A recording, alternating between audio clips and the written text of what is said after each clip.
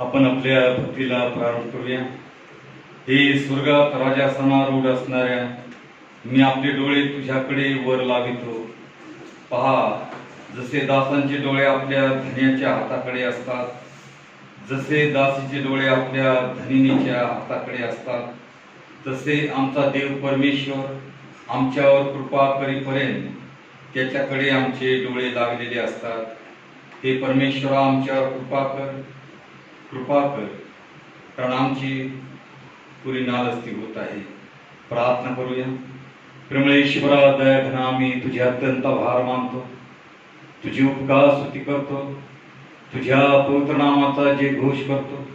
सर्व मान सन्मान गौरव आम्ही तुझ्या अति पवित्र थोर नामाला देतो. देव बापा, अखिल विश्वाचा चराचराचा निर्माण करता, नियंत्रण करता आणि आम्हा मानवांचा देखील निर्माण करता तू आमचा प्रेमळ पिता आहेस. आम्ही तुझ्या आभार मानतो की तुझ्या गर्व करता तू आम्हाला निवडलेला आहेस, पाचारण केलेलं आहेस. या सर्व तुझ्या दयेबद्दल, चांगलपणाबद्दल आम्ही मनभावे तुझ्या आभार मानतो, तुझी उपकार स्तुती करतो, तुझ्या पवित्र नामाचा जे घोष करतो. इथपर्यंत या जिवंताच्या भूमीवर तुझ्या अद्भुत सामर्थ्याने, तुझ्या अनंत करुणे बिलकुल देणे आम्हा सर्व लहान थोर लेकरांचा तू सांभाळ करीत आलेला आहेस. या सर्व तुझ्या दयेबद्दल, करुणेबद्दल, चांगलपणाबद्दल आम्ही मनभावे तुझे आभार मानतो आणि जाणीवपूर्वक देवबापा कृतज्ञपूर्वक तुला हा उपवास यज्ञ समर्पण करतो. आमची भक्ती तुला मान्य हो ईश्वरा. या ठिकाणी जरी आम्ही एकता आलेलो आहोत तरी देवबापा तुझ्या आशीर्वादाने आम्हाला तृप्त कर. येणाऱ्या सप्तकामध्ये तुझी विशेष कृपा आम्हा सर्व लेकरांना तू करो. आम्ही दुर्बळ अशक्त दीन पामर होणे मानव आहोत. आमच्या दुर्बलतेमुळे, अशक्तपणामुळे, आमच्या हातून कळत न कळत घडलेल्या सर्व अपराधांची, पापांची आम्हाला तुझ्या दैवी कृपेने क्षमा कर. वैभव देवापा, जसे दासाचे आणि दासीचे डोळे आपल्या मालकाकडे लागलेले असतात, त्याप्रमाणे आमचे डोळे तुझ्याकडे लागत. हा आत्मा आम्हा प्रत्येकाला तू दे, कारण तुझ्या ठाईच, तुझ्या पवित्र चरणाजवळ उद्धार आहे, मुक्तता आहे, सुटका आहे. जीवनातल्या सर्व समस्येचं उत्तर तुझ्या पवित्र चरणाजवळ आहे ईश्वरा. त्या आत्मिकतेने, त्या आध्यात्मिक अंतकरणाने आम्ही तुझ्याकडे पाहावं ईश्वर, कारण आम्ही प्रत्येक जण व्यथित आहोत. तू आमचा मार्ग आहेस, तू आमचा उद्धार करणार आहेस, तू आमचे शाप दूर करणार आहेस, तू आमचे सर्व रोग दूर करणार आहे, कारण तू आम्हाकरता त्या वधस्तंभावर आपला प्राण वाहिलेला आहे. म्हणून आम्ही तुझ्याकडे येत असतो. त्यावेळी देवबापा, तुझ्या कृपेची मेहनत आम्हा प्रत्येकाच्या जीवनात तू कर आणि आमच्या जीवनातले सर्व कष्ट तू दूर कर. हा विश्वास आणि करशील, हा विश्वास आम्हा प्रत्येकामध्ये तू निर्माण कर. आज जगभरामध्ये जी पुढ्याच्या प्रार्थना, उपासना, आराधना चालू असतील त्या तुझ्या अद्भुत सामर्थ्याचा आशीर्वाद कर. आमच्या सर्व पापांची आम्हाला क्षमा कर. ही भक्ती आम्ही तुझ्या गौरवशाली हातामध्ये सोपवितो. इथे जमलेल्या प्रत्येकावर तुझा आशीर्वाद असू दे. तारणारा उद्धार प्रवेश त्याचे गोड आणि प्रेरणावाद मागत आहे म्हणून ईश्वरा. आमेन. परमेश्वराच्या गौरवात आपण गीत गाऊया. आणि उपासना संगीतामधून गीत क्रमांक 13 हे गाऊया. सृष्टी सर्व गाती पवित्र प्रभूला. सृष्टी सर्व गाती पवित्र प्रभूला.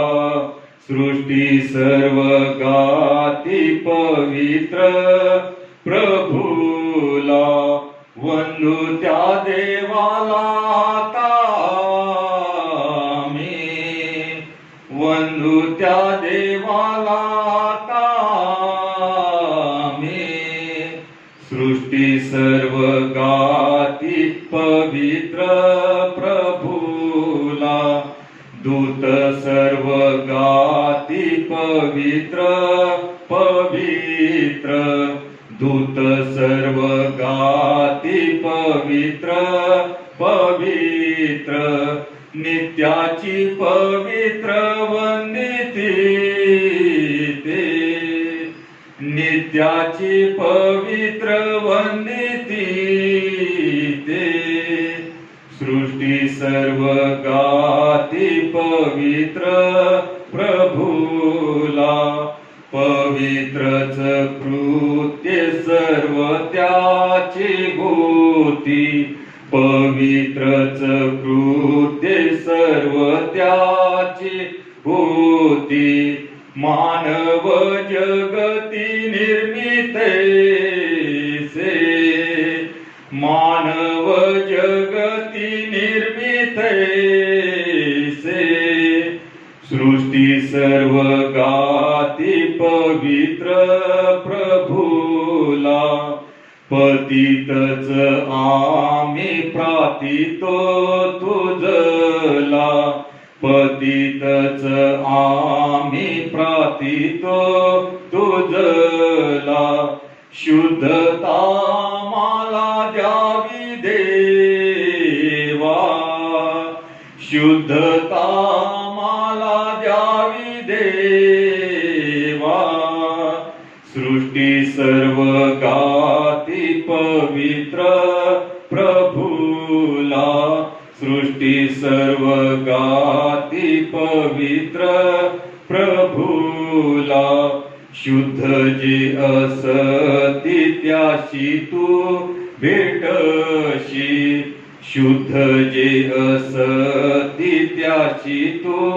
भेटशी, म्हणून तुझशी मागतो हे, म्हणून तुझशी मागतो हे, सृष्टी सर्व गाती पवित्र प्रभूला, सृष्टी सर्व गाती पवित्र प्रभूला. आपण ख्रिस्तांचा मतांक म्हणून आपला धर्मविश्वास प्रकट करूया. सर्व समर्थ देव जो पिता, आकाश व पृथ्वी यांचा उत्पन्न करणारा आणि येशू ख्रिस्ताचा एकुलता एक पुत्र आमचा प्रभू, जो पवित्र आत्म्याच्या योगाने गर्भरूप झाला, कुमारी मरियाईपासून जन्मला, ज्याने पंत पिलाताच्या वेळी दुःख भोगिले, ज्याला वधस्तंभी दिले, जो मरण पावला व ज्याला पुरिले, तिसऱ्या दिवशी मेलेल्यामधून पुन्हा उठला, स्वर्गात चढला आणि सर्वशक्तिमान देव जो पिता त्याच्या उजवीकडे बसला आहे, तेथून जिवंतांचा व मेलेल्यांचा न्याय करावयास जो येणार आहे, त्याविषयी विश्वास धरितो. पवित्र आत्मा, पवित्र सार्वत्रिक मंडळी, पवित्रांची सहभागिता, पापांची क्षमा, देहाचे पुनरुत्थान आणि सनातन जीवन याविषयी विश्वास धरितो. आमेन. म्हणून कृपया खाली बसावं. नेमलेला जो शास्त्र भाग आहे 33वा रविवार, त्याचं वाचन मी करतो. देव आमचा आश्रय व आमचे सामर्थ्य आहे, तो संकट समयी सहाय्य करण्यास सदा सिद्ध असतो.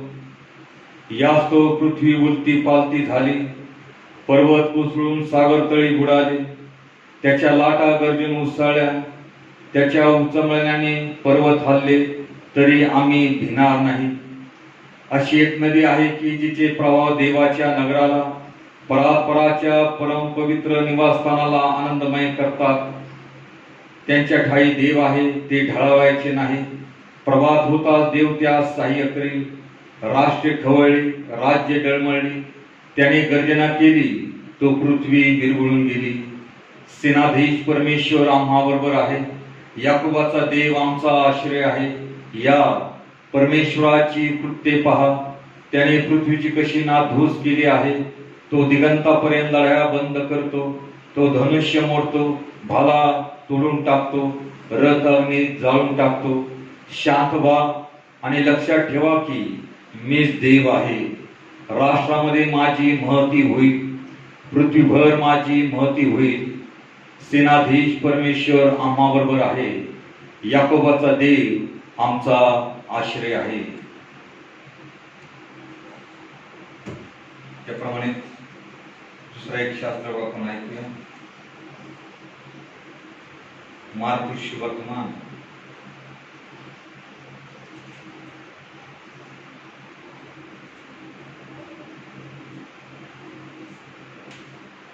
याचा 5वा अध्याय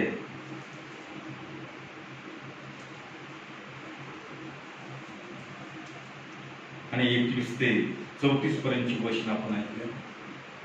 मार्क शुभवर्तमान त्याचा 5वा अध्याय वचन 21 ते 34. याईराची कन्या. मग येशू मछव्यात बसून पलीकडे परत गेल्यावर त्याच्याजवळ लोकांचा मोठा समुदाय जमला आणि तो समुद्राजवळ होता. तेव्हा याईर नावाचा सभास्थानाचा एक अधिकारी आला व त्याला पाहून त्याच्या पाया पडला. त्याने आग्रहाने त्याला विनवणी केली की माझी लहान मुलगी मरावयास टेकली आहे, तिने बरे होऊन जगावे म्हणून आपण येऊन तिच्यावर हात ठेवा. मग तो त्याच्याबरोबर निघाला. तेव्हा पुष्कळ लोक त्याच्या मागून चालले होते व त्याच्या भोवती गर्दी करीत होते. आणि तेथे रक्तस्रावाने 12 वर्षे पिडलेली एक स्त्री होती. तिने बऱ्याच वैद्याच्या हातून पुष्कळ हात सोसून आपल्या जवळ होते नव्हते ते सर्व खर्चून टाकले होते, तरी तिला काही गुण न येता तिचा रोग बळावला होता. येशूविषयीच्या गोष्टी ऐकून ती त्या गर्दीत शिरली आणि त्याच्या मागे येऊन त्याच्या कपड्याला शिवली, कारण ती म्हणत होती, केवळ याच्या वस्त्रांना शिवले तरी मी बरी होईल. तेव्हा लागलाच तिचा रक्ताचा झरा सुकून गेला व आपण त्या पिढीपासून बरे झालो आहो असा तिला शरीरात अनुभव आला. आपणामधून शक्ती निघाली आहे हे येशूने आपल्या ठाई लागलेच ओळखले आणि गर्दीमध्ये वळून म्हटले, माझ्या कपड्यांना कोण शिवले? त्याचे शिष्य त्याला म्हणाले, लोकसमुदाय आपणा भोवती गर्दी करीत आहे हे आपण पाहता, तरी आपण म्हणता मला कोण शिवले? मग जिने हे केले होते तिला पाहावयास त्याने सभोवार बघितले. तेव्हा ती स्त्री आपल्या बाबतीत जे काही घडले ते जाणून भीत भीत व कापत कापत त्याच्याकडे आली व त्याच्या पाया पडून तिने त्याला सर्व खराखुरा वृत्तांत सांगितला. तो तिला म्हणाला, मुली, तुझ्या विश्वासाने तुला बरे केले आहे, शांतीने जा आणि तुझ्या पिढीपासून मुक्त हो. देवापर वाचलेली ही सर्व वचनं आम्हाकरता आशीर्वादाची करो. त्याच्या पवित्र नामाला मान, महिमा आणि गौरव इथून पुढे सदा सर्व काळ असो. आमीन. पुन्हा एकदा आपण परमेश्वराचं गौरव करूया आणि उपासना संगीतामधून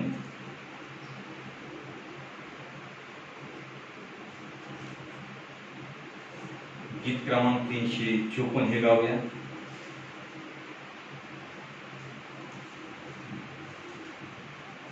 क्षमा करा, 734 नंबरचं गीत गाऊया.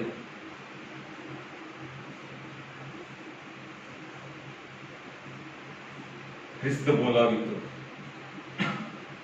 गीत क्रमांक 734.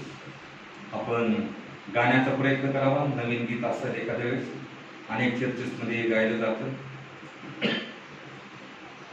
गीत क्रमांक 734. ऐका ख्रिस्त सांगत से, पुन्हा यावो घरी. ऐका ख्रिस्त सांगत से, पुन्हा यावो घरी. ओतिले मी सर्वासाठी रक्त पाधरेवरी. ओतिले मी सर्वासाठी रक्त पाधरेवरी. अजूनही प्रभात्याची तेज पाहा अंधकारी. अजूनही प्रभात्याची तेज पाहा अंधकारी. ऐका ख्रिस्त सांगत से, पुन्हा यावो घरी. माझ्या जीवा हृदयानो दया माझी तुम्हावरी. माझ्या जीवा हृदयानो दया माझी तुम्हावरी. आई बाळ दूरवरी, माता बाई तीच परी. ऐका ख्रिस्त सांगत से, पुन्हा याहो घरी. बोलविनी अवघ्याना, पुन्हा याहो पुन्हा घरी. बोलविनी अवघ्याना, पुन्हा याहो पुन्हा घरी. वाहिला मी अवघ्यांचा खांब माझ्या खांद्यावरी. वाहिला मी अवघ्यांचा खांब माझ्या खांद्यावरी. ऐका ख्रिस्त सांगत से, पुन्हा याहो घरी.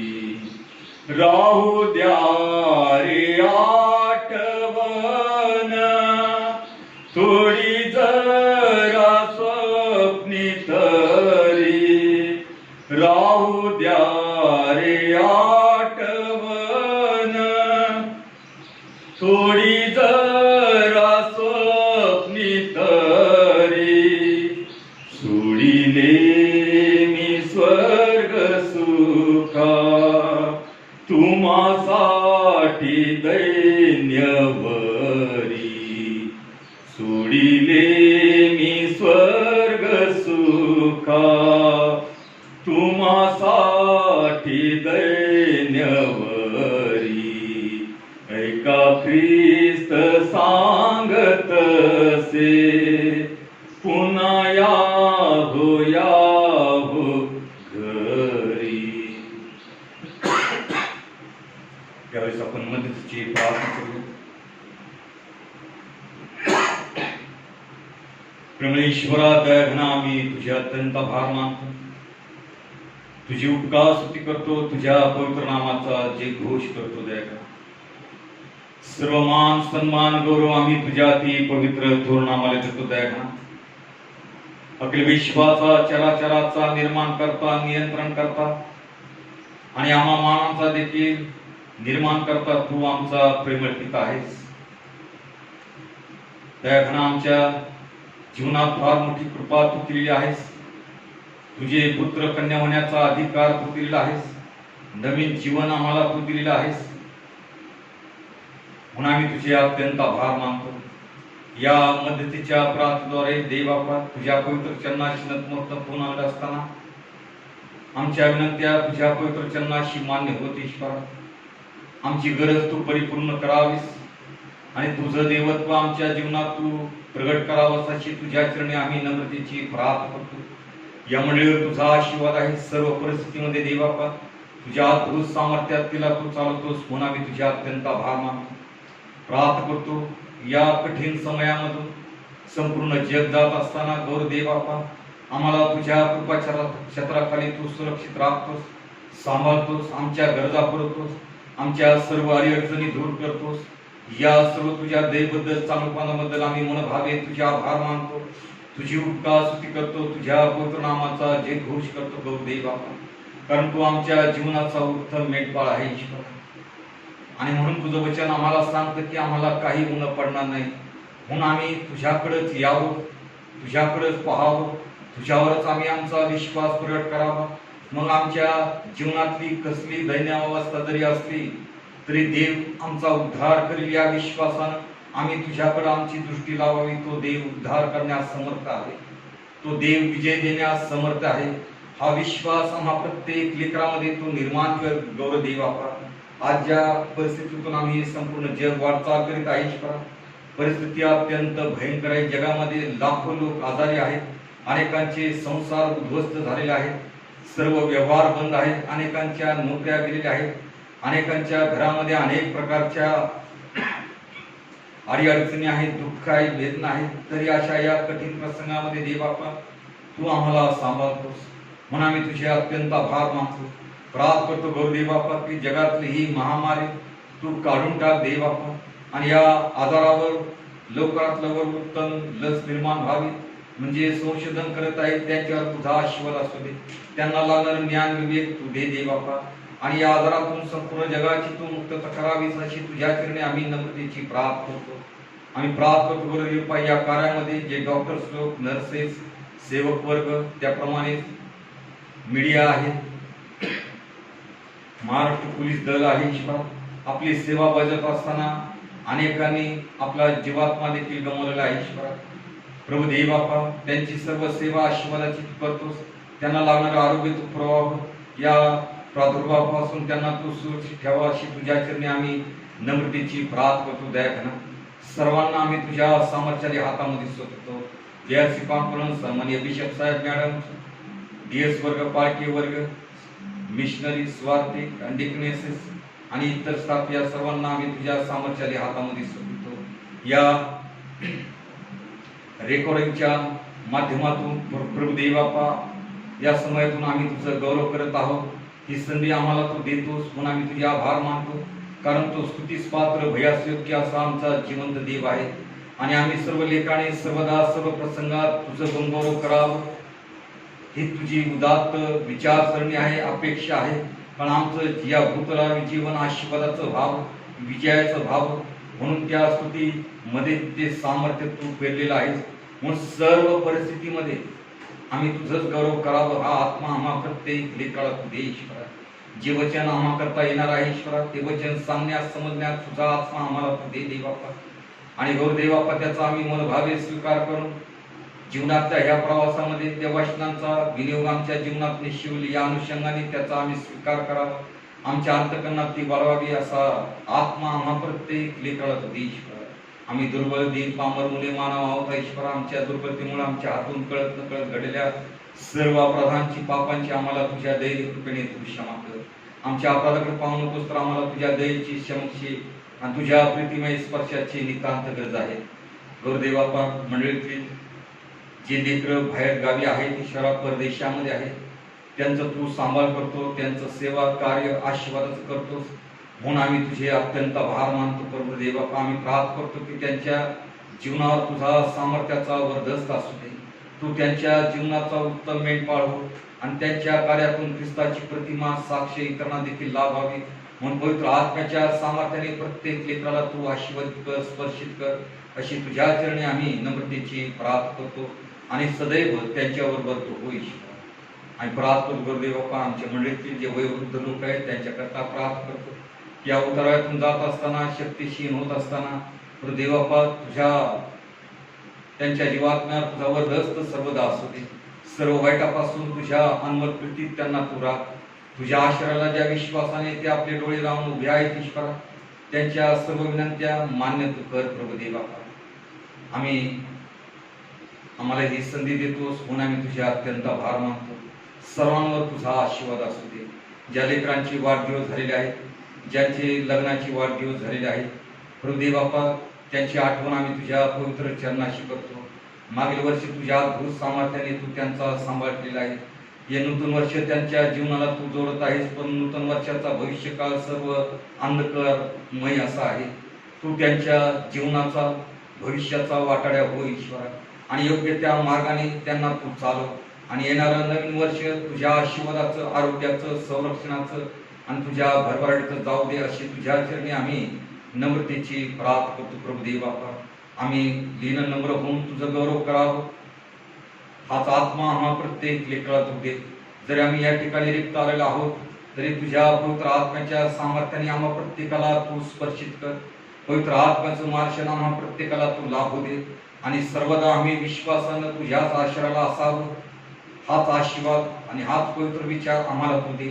तुझ्या अपेक्षाचा आम्ही परिपूर्ण कराव्या म्हणून प्रभुदेव बाप्पा, तू आमचं सहाय्य कर. प्रार्थना ऐकली म्हणून आम्ही तुझे आभार मानतो. तारणारा उद्धार प्रवेश ख्रिस्त याच्या गोड आणि प्रेरणात्मकता आहे म्हणता ईश्वरा. आमेन. जो शास्त्र भाग आम्ही ऐकलेला आहे पुन्हा एक बार मी आपणाकरता वाचतो. मार्कुश वर्तमान याचा 5वा अध्याय आणि 21 ते 34 पर्यंतची वचनं. याईराची कन्या. मग येशू मछव्यात बसून पलीकडे परत गेल्यावर त्याच्याजवळ लोकांचा मोठा समुदाय जमला आणि तो समुद्राजवळ होता. तेव्हा याईर नावाचा सभासदाचा एक अधिकारी आला व त्याला पाहून त्याच्या पाया पडला. त्याने आग्रहाने त्याला विनवणी केली की माझी लहान मुलगी मरावायात टेकली आहे, तिने बरे होऊन जगावे म्हणून आपण येऊन तिच्यावर हात ठेवा. मग तो त्याच्याबरोबर निघाला. तेव्हा पुष्कळ लोक त्याच्या मागून चालले होते व त्याच्या भोवती गर्दी करीत होते. आणि तेथे रक्तस्रावाने 12 वर्षे पिडलेली एक स्त्री होती. तिने बऱ्याच वैद्यांच्या हातून पुष्कळ हाल सोसून आपल्या जवळ होते नव्हते ते सर्व खर्चून टाकले होते, तरी तिला काही गुण न येता तिचा रोग बळावला होता. येशूच्या गोष्टी ऐकून ती त्या गर्दीत शिरली आणि त्याच्या मागे येऊन त्याच्या कपड्याला शिवली, कारण ती म्हणत होती केवळ याच्या वस्त्रांना शिवले तरी मी बरे होईल. तेव्हा लागलाच तिचा रक्ताचा झरा सुकून गेला व आपण त्या पिढीपासून बरे झालो आहोत असा तिला शरीरात अनुभव आला. आपणामधून शक्ती निघाली आहे. येशूने आपल्या ठाई लागलेच ओळखले आणि गर्दीमध्ये वळून म्हटले, माझ्या कपड्यांना कोण शिवले? त्याचे शिष्य त्याला म्हणाले, लोकसमुदाय आपणा भोवती गर्दी करीत आहे, हे आपण पाहता तरी आपण म्हणता मला कोण शिवले? मग जिने हे केले होते तिला पाहावयास त्याने सभोवार बघितले. तेव्हा ती स्त्री आपल्या बाबतीत जे काही घडले ते जाणून भीत व कापत त्याच्याकडे आली व त्याच्या पायाकडून तिने त्याला सर्व खरा खुरा वृत्तांत सांगितला. तो तिला म्हणाला, मुली, तुझ्या विश्वासाने तुला बरे केले आहे, शांतीने जा आणि तुझ्या पिढीपासून मुक्त हो. प्रार्थना करूया. प्रेमळेश्वरा दयाघना, आम्ही तुझ्या अत्यंत आभार. या घटनेतून तू आम्हाला मार्गदर्शन करू इच्छितो. आम्ही दुर्बळ आहोत ईश्वरा, तुझं वचन सांगण्यास तुझं ज्ञान आम्हाला तू दे आणि जे अपेक्षा तू करतोस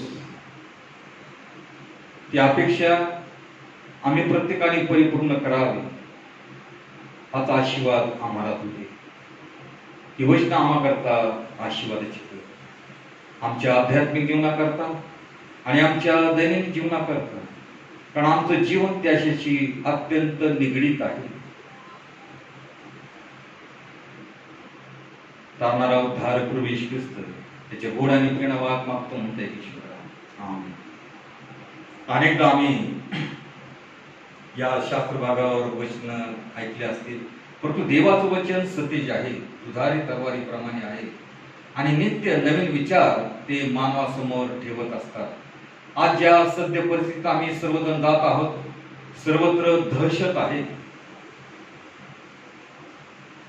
कोरोना आजाराची, जो तो एकमेकाला संशयाने पाहत आहे. जवळून जाणं देखील आज भयाचं वाटतं. कोणाचा स्पर्श कोणाला नको आहे अशी परिस्थिती आहे आणि अशा परिस्थितीत आम्ही वाटचाल करीत असताना आम्हाला देखील आरोग्याची गरज लागते. त्या ठिकाणी आम्ही जे 2 भाग या शास्त्र भागातून ऐकलेले आहे, वाचलेले आहे, याईराची कन्या आणि रक्तस्रावी स्त्री. ज्याप्रमाणे येशू ख्रिस्ताने याईर प्रथम आला येशू ख्रिस्ताकडे आणि त्याने विनवणी केली आपल्या मुलीला बरं करण्याकरता आणि त्याकरता येशू ख्रिस्त त्याच्याबरोबर चाललेला आहे. परंतु मधीच या गर्दीमध्ये जमावामध्ये दुसरीच घटना घडली आणि त्या ठिकाणी उशीर होत आहे. आम्ही वाचलेलं आहे की त्या गर्दीमध्ये एक रक्तस्रावी स्त्री गेलेली आहे आणि तिने जो विचार केला त्या विचाराप्रमाणे तिचं प्रतिफळ तिला प्राप्त झालेलं आहे. 12 वर्ष, 12 वर्षाचा काळ मोठा आहे. 12 वर्ष ती आजाराने पीडित आहे. शास्त्र सांगतं की तिच्याजवळ जे काही होतं ते सर्व काही तिने खर्चून टाकलं, सर्व काही संपलं, तिच्याजवळ काही उरलं नव्हतं. ती कंगाल झाली होती. तिचा आजार बरा न होता तो बळावला होता असं शास्त्र सांगतं. त्या वैद्यांच्या उपायानं तिला आरोग्य प्राप्त झालं नाही, त्यांच्या औषधाने तिला आरोग्य प्राप्त झालं नाही. उलट तिला मानसिक त्रास झाला, तिला शारीरिक त्रास झाला आणि तिचं सर्व धन तिने खर्चून देखील टाकलं. येशू ख्रिस्ताच्या विषयी, कारण येशू ख्रिस्ताने जे जे काही चमत्कार केले त्याची वार्ता सर्वत्र पसरली होती. लोक एकमेकाला सांगत होते आणि त्यावर विश्वास देखील ठेवत होते. आणि अशा परिस्थितीमध्ये आम्ही पाहतो की कदाचित या स्त्रीने देखील येशू ख्रिस्ताविषयी ऐकणं फार महत्वाचं असतं. आणि ऐकल्यामुळे तिने निर्णय घेतलेला आहे. येशू ख्रिस्त हाच खरा वैद्य आहे ही त्या येशू ख्रिस्ताची तिने निवड केलेली आहे. आणि त्या येशू ख्रिस्तावरच आपला विश्वास टाकलेला आहे. 3 गोष्टी आपल्या जीवनात तिने आणलेल्या आहेत: निवड, निर्णय आणि विश्वास. आजपर्यंत 12 वर्ष तिने जे काही प्रयत्न केले ते सर्व प्रयत्न निष्फळ ठरलेले. उलट तिला जास्ती मनस्ताप झालेला आहे. आणि ज्यावेळेस येशू ख्रिस्ताविषयीचे कीर्ती कार्य तिला ऐकायला मिळालं ते तिने मनोभावे ऐकलं, स्वीकारलं, त्यावर विश्वास ठेवला. देवाचं वचन ऐकणं, ते आम्हाला काय सांगतं, काय अपेक्षा करतं ते ऐकणं फार महत्वाचं आहे. ते जर मनोभावे ऐकलं तर विजय तुमच्या आणि माझ्या जीवनात निश्चित आहे. परिस्थिती आमच्या अवाक्या बाहेरची का असाना, आमच्या शक्तीच्या, बुद्धीच्या आणि विचारांच्या पलीकडची जरी असली तरी आम्ही देवाचं वचन ऐकलं, मनोभावे ऐकलं, स्वीकारलं, त्यावर विश्वास ठेवला आणि त्या ईश्वराला जर आम्ही शरण गेलो त्या विश्वासानं तर त्याचं प्रतिफळ तुमच्या आणि माझ्या जीवनात निश्चित दिसून येईल. तिने ऐकलं आणि त्या येशू ख्रिस्ताच्या सामर्थ्यावर, कार्यावर आपला विश्वास प्रगट केला. परंतु त्या काळामध्ये पुरुष प्रधान संस्कृती असल्यामुळे स्त्रीला या 5,000 किंवा 4,000 किंवा 6,000 अशी लोकांचा जमाव येशू ख्रिस्ताच्या मागे होता. आणि एवढी मोठी गर्दीतून जाणं अत्यंत कठीण होतं एका स्त्रीला. परंतु तिने मनाचा ठाम निश्चय केलेला होता. तिने कसली पर्वा नाही केली. तिने आपल्या मनात आधी हे विचार आणलेले आहेत की मी त्याच्या वस्त्राच्या गोंड्याला स्पर्श जरी केला या गर्दीतून तेवढंच ती करू शकत होती. तिथपर जाणं, येशू ख्रिस्तापर्यंत जाणं देखील एक मोठी कसरत होती. तरी देखील तिने काही विचार केला नाही. त्या विचाराने ती इतकी प्रभावित होती, एवढा आवेश तिच्यामध्ये होता आणि तिने ते केलेलं आहे. त्या गर्दीमध्ये, माणसांच्या गर्दीमध्ये ती घुसलेली आहे. स्त्रीला त्या काळी प्रवेश नव्हता, परंतु तिने निर्धार केला, निश्चय केला आणि त्या गर्दीमध्ये ती आतमध्ये घुसून तिने प्रवेश ख्रिस्ताला स्पर्श केलेला आहे, विश्वासानं स्पर्श केलेला आहे. शास्त्र सांगतं 28व्या वचनामध्ये ती म्हणते की कारण ती म्हणत होती केवळ याच्या वस्त्रांना शिवले तरी मी बरे होईन. येशूच्या गोष्टी ऐकून ती त्या गर्दीत शिरली आणि त्याच्या मागे येऊन त्याच्या कपड्याला शिवली. कारण ती म्हणत होती केवळ याच्या वस्त्रांना शिवले तरी मी बरे होईन. आणि 29व्या वचनामध्ये म्हटलेलं आहे तेव्हा लागलाच तिचा रक्ताचा झरा सुटून गेला. ज्या विश्वासानं, ज्या आवेशानं, ज्या निश्चयानं ती त्या गर्दीत घुसली त्याचं प्रतिफळ तिला प्राप्त झालेलं आहे. आमच्या जीवनात अनेक समस्या आहेत. प्रत्येकाच्या जीवनामध्ये समस्या आहेत, अडीअडचणी आहेत. देवाचे भक्त कितीतरी होऊन गेलेले आहेत, त्यांचं जीवन दुःखाविना नव्हतंच. प्रत्येकाच्या जीवनामध्ये प्रचंड दुःख होतं. परमेश्वराने योसेफाला स्वप्न दिलं, दर्शन दिलं. त्याचा बाप, त्याचे भाऊ त्याच्यावर रागावले, तू आमच्यावर अधिकारी होशील का? त्या योसेफाला देवाने मोठा अधिकार देण्याचं त्यातून दर्शवलं होतं. तुला सर्वजण नमन करतील, एवढा मोठा अधिकार मी तुला देईल. परंतु वाट्याला काय मिळालं? त्याला गुलाम म्हणून विकण्यात आलं, मारण्यात आलं, तुरुंगात जावं लागलं. परंतु तो देवाबरोबर होता आणि देव त्याच्याबरोबर होता. या दुःखद प्रसंगातून वाटचाल करीत असताना देव त्याच्याबरोबर होता आणि तोही देवाबरोबर होता. आणि म्हणूनच देवाने या सर्व वेळेमध्ये त्याला घडवलं, त्याला खंबीर केलं की सर्व परिस्थितीमध्ये कसं सामोरं जायचं हे ज्ञान, हे शिक्षण देव त्या 2 वर्षाच्या अंधार कोठडीमध्ये त्याला देत होता, तुरुंगामध्ये. आणि देवाने त्याला परिपूर्ण केलं आणि त्यानंतर त्याला मोठा अधिकार दिलेला आहे. सांगण्याचं तात्पर्य आहे की आमच्या जीवनात असे प्रसंग येत असताना आम्ही विचलित होऊ नये, आमचं मन आम्ही अस्थिर करू नये, अस्वस्थ होऊ नका. ख्रिस्त म्हणत आहे तुमचे अंतःकरण अस्वस्थ होऊ नये म्हणून तुम्ही मजवर आणि देवावर विश्वास ठेवा. जीवनात अशी प्रसंग येतात की आम्ही अस्वस्थ होतो, विचलित आमचं मन होतं, विचार होतात. परंतु ख्रिस्त म्हणत आहे की तुम्ही अस्वस्थ होऊ नका, कारण मी तुम्हाबरोबर आहे. तुम्ही मजवर आणि देवावर विश्वास ठेवा. आम्ही ज्या कठीण प्रसंगातून जात आहोत त्या कठीण प्रसंगामुळे फार मोठी बेकारी निर्माण झालेली आहे. आजाराचं भय आहे, रोजगार उपलब्ध नाहीये, अडीअडचणी आहे, आर्थिक समस्या आहे. अशा परिस्थितीमध्ये आम्ही जात असताना या स्त्रीप्रमाणे आम्ही निश्चय करावा, विश्वास त्या तारणाऱ्या उद्धार प्रविष्टावर टाकावा. आमचं गाणं आम्ही त्याच्याकडे विश्वासानं मांडावं. तो ऐकणारा देव आहे, तो उत्तर देणारा देव आहे.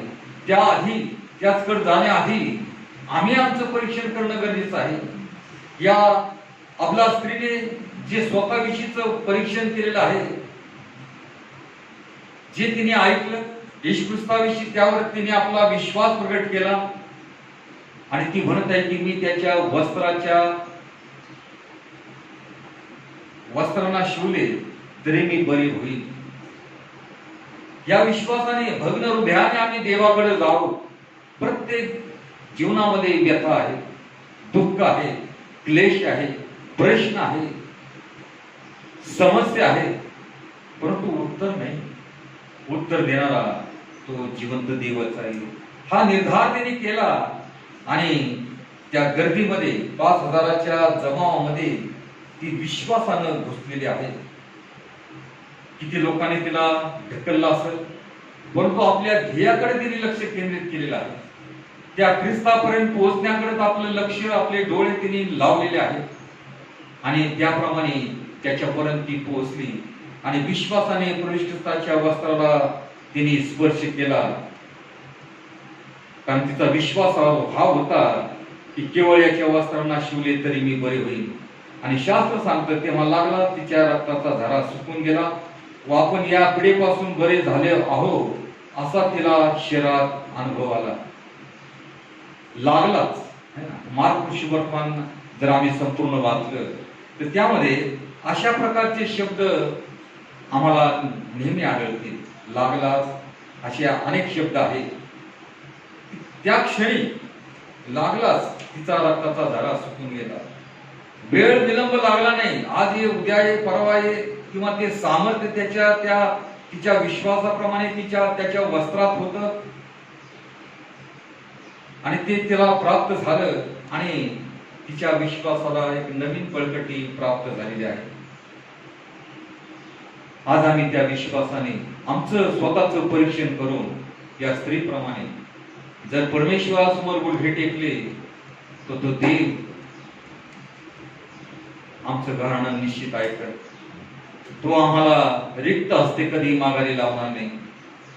भग्न हृदयाने अश्रू ढाळून गुडघ्यावर येऊन आम्ही त्याचा धावा करावा. आणि आजचा जो समय आहे तो गुडघ्यावर येण्याचा आहे, धावा करण्याचा समय आहे, परमेश्वराकडे विश्वासानं दृष्टी लावण्याचा समय आहे की देवाने आमचं सहाय्य करावं, देवाने आमचं रक्षण करावं, देवाने आमचं पालन करावं आणि आमच्या जीवनातून त्याची गौरवी साक्ष निघावी. म्हणून देवाच्या आश्रयाला आम्ही प्रत्येकाने विश्वासानं उभं राहणं फार महत्वाचं आहे. तिने ज्या जीवनामध्ये 3 निर्णय घेतले, निवड केली, निर्णय घेतला आणि विश्वासाने स्पर्श केला, तिच्या जीवनात त्याप्रमाणे घडून आलेला आहे.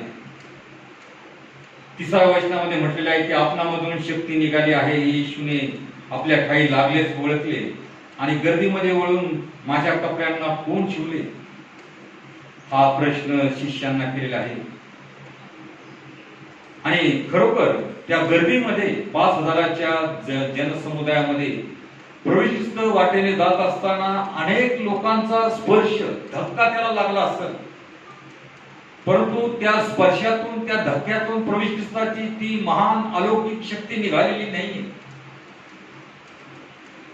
मग या स्त्रीच्या स्पर्शाने त्याच्या शरीरातली शक्ती का निघावी?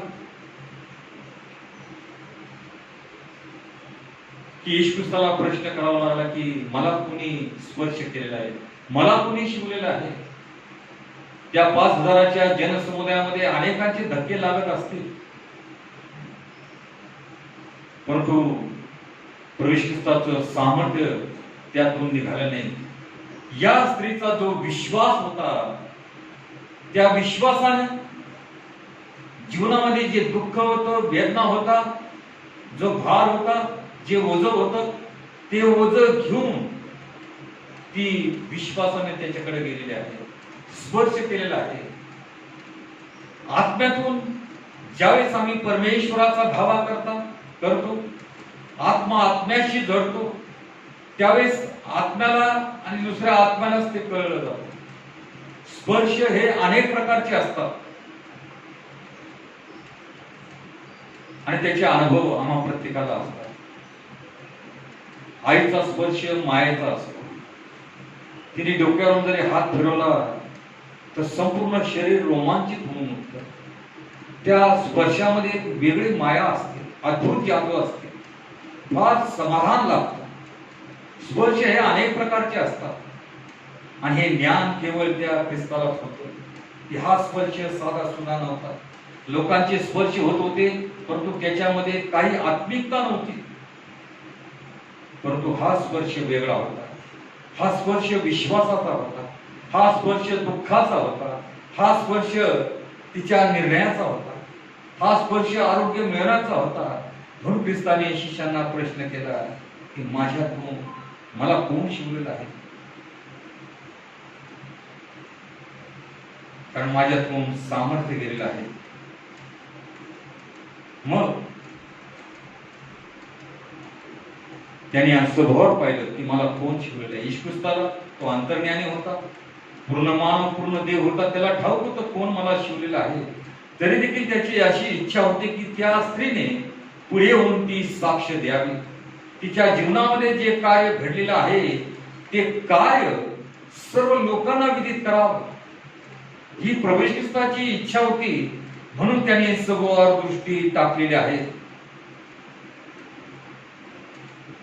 तेव्हा ती स्त्री आपल्या बाबतीत जे काही घडले ते जाणून भीत व कापत त्याच्याकडे आली.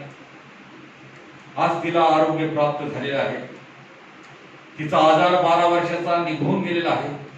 तिच्या ठाई प्रचंड आनंद आहे, उत्साह आहे आणि फार मोठं समाधान तिला लाभलेलं आहे. तिने जो स्पर्श केलेला आहे न विचारता केलेला आहे. म्हणून ती कापत भीत प्रविष्टाकडे आलेली आहे. आणि काय केलेलं आहे तिने? त्याच्या पाया पडून तिने त्याला सर्व खरा खुरा वृत्तांत सांगितला की प्रभू, मी 12 वर्ष प्रयत्न करत होते, 12 वर्ष या आजाराने मी पीडित होते, माझं सर्व धन मी खर्चलं, परंतु मला आरोग्य प्राप्त झाले नाही. उलट माझा रोग बळावला गेला. माझं सर्व धन मी खर्ची देखील केलं. आणि यावर सुंदर एक भजन देखील आहे. तुझ्या स्पर्शाने होई मी बरी रे बरी, मला नको लावो तो माघारी. सुंदर भजन जे फास्ट शीघ्र कवी म्हटले जातात. तर शीघ्र कवी हे गॉड गिफ्ट असते. जालना भागातले जे लोक आहेत, ज्यावेळेस देवाचं वचन ते ऐकतात त्यावर त्या क्षणी ते भजन तयार करतात.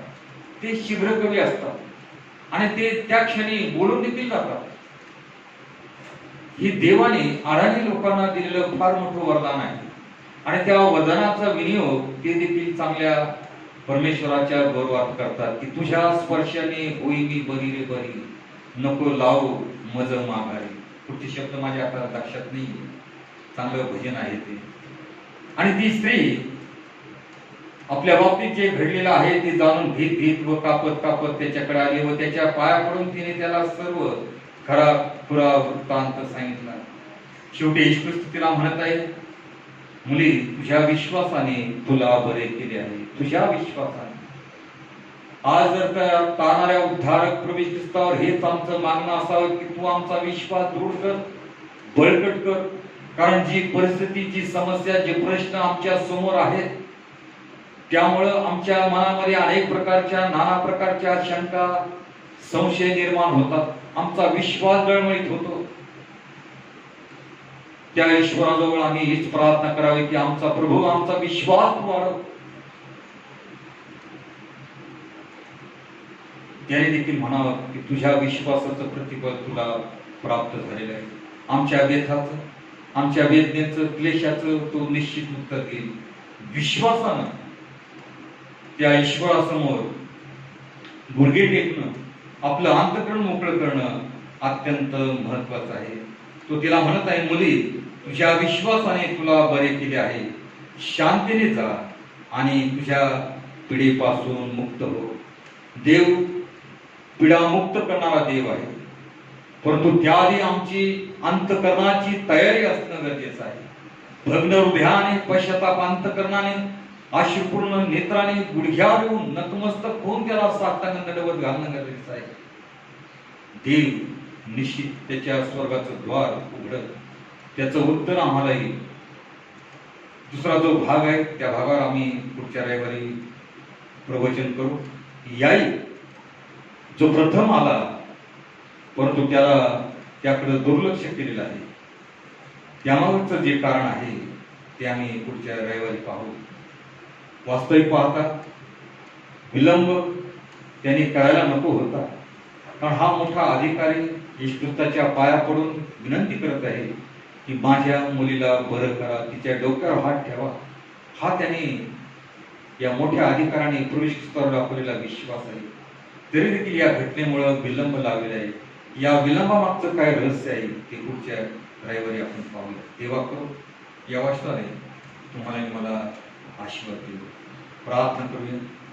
प्रेमळेश्वरा दयाघना, आम्ही तुझे अत्यंत आभार मानतो. ज्या वर्तमान युगात आम्ही वाटचाल करीत आहोत ती सर्व परिस्थिती दयाघना तुला ठाऊक आहे. आम्ही तुझे आभार मानतो की तू आमचा सांभाळ करतोस. आजही देवापा अनेकांच्या अनेक प्रकारच्या गरजा आहेत.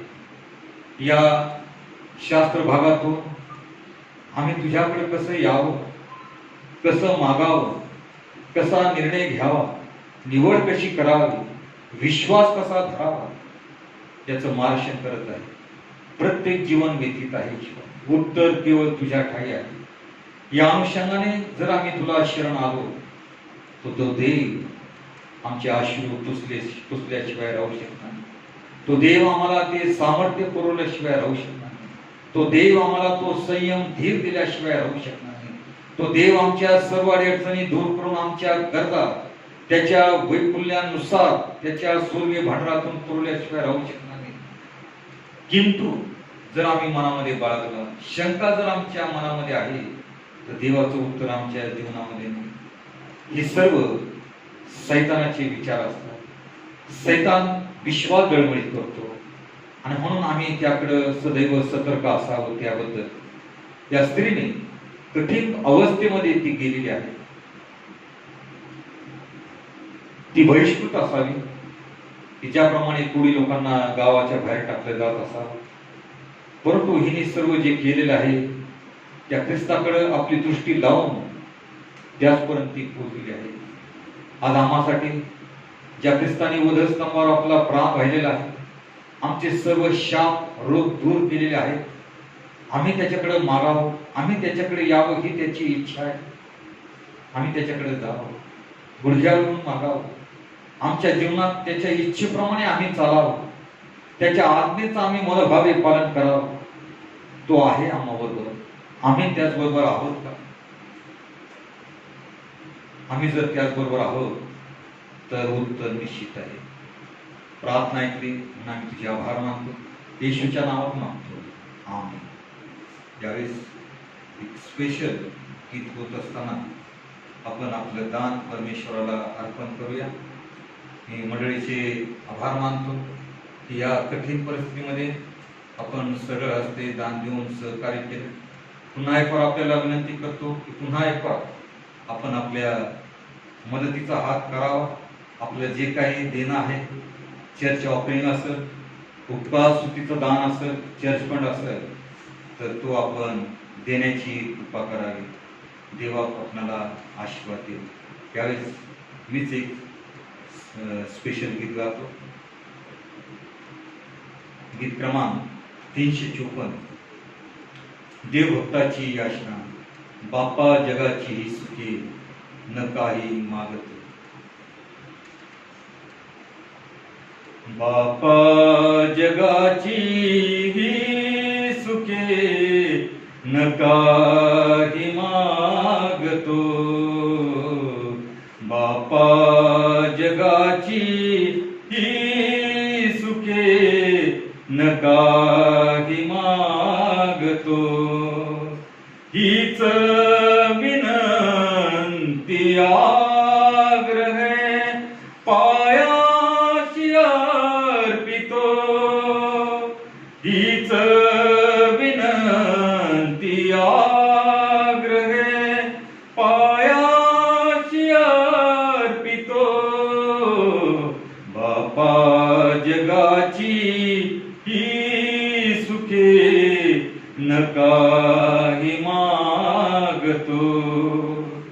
दे मन शांती सर्व का व पूर्ण नम्रता. दे मन शांती सर्व का व पूर्ण नम्रता. माझ्या मनी सदात्मगा वाढी व सत्यता. बापा जगाची ही सुखे, न काही मागतो. बापा जगाची ही सुखे, न काही मागतो. मी तवय शिखातरी रहावी जन्मभर. देते ते जईश्वरी मला पुढे घेव. बापा जगाची ही सुखे, न काही मागतो. आशीर्वाद मागूया. प्रेमळ ईश्वरा, दयाघना, आम्ही तुझ्या अत्यंत आभार मानतो. तुझी उपकार स्तुती करतो. दयाघना, सर्व परिस्थितीमध्ये आमचा सांभाळ घेतोस, कारण तुझं लक्ष आमच्याकडे आहे. तू आमच्या जीवनाचा महान मेंढपाळ आहेस, म्हणून तू आम्हाला काही ऊन पडू देत नाही. जरी आज आम्हाला तुझं उत्तर नाही, तरी आम्ही धीर धरावा, संयम बाळगावा, तो विश्वास आम्ही प्रगट करावा की तो ख्रिस्त आमची इच्छा निश्चित परिपूर्ण करेल. आम्ही देवाकडे काय मागावं? दावीद राजा म्हणतो, निळवीला आणि चिमणीला घट्ट कराव्या तुझ्या मंदिरात जागा आहे. तुझ्या मंदिराचं द्वारपाल होणं मला आवडतं.